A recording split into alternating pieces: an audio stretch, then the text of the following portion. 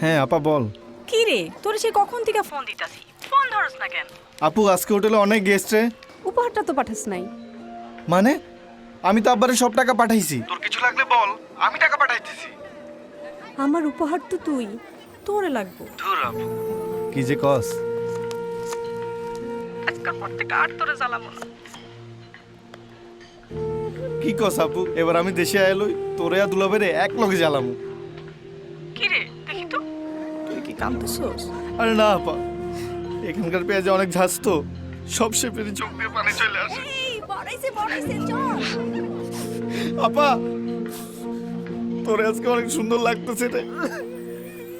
হাজার কষ্ট ম্লান হয়ে যায়